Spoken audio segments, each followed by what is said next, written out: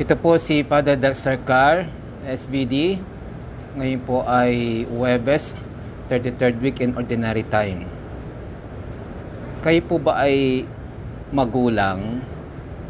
And then yung ginawa mo na lahat para sa anak mo, pinaaral mo, ginabayan mo, tinuruan mo ng mabuting asal. And then at the end, nakita mong binabaliwala lahat, nagbibisyo, nagkakating classes, at nakita mo unti-unti nasirang buhay niya at papapariwala siya. Ano kayo mararamdaman mo? Siguro iiyak ka, tatangis ka. Ito ho ang naramdaman niya sa Ebanghelyo ngayon. Nung siya malapit na sa Jerusalem, nakita niya yung buong syudad, naiyak siya.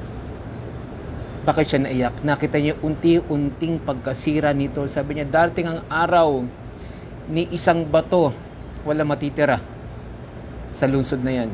Bakit? Pinalampas niya pagdating ng Panginoon.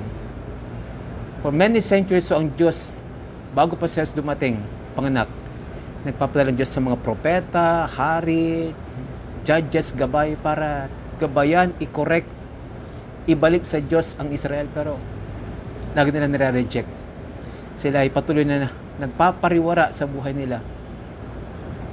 Jesus wept. Pinakamaikling bersikulo sa buong Bible, dalawang salita lang, Jesus wept. Tumangis si Jesus. Alam niyo ba na ang pagtangis ay mas masakit kaysa crying? Nakita na ako ng isang single mother, hindi pinagutan ng boyfriend, namatay yung baby niya, hindi pumunta yung boyfriend niya, walang umiyak ho, walang humagulgol. Lahat nandun, tumatangis, weeping, mas malalim, mas painful.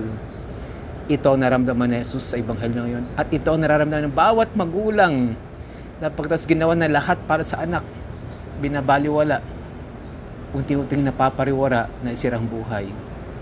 Pag ho nating, sana wag dumating sa buhay natin, sabihin natin, sayang, kung pwede nang ibalik ang nakaraan, ito sa nagagawin ko, ito sa hindi na pwedeng i-rewind ang buhay.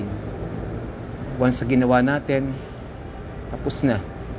Sana magkaroon tayo ng prudence, right decision, para hindi dumating sa ating panahon na sabihin natin, kung pwede lang ibalik.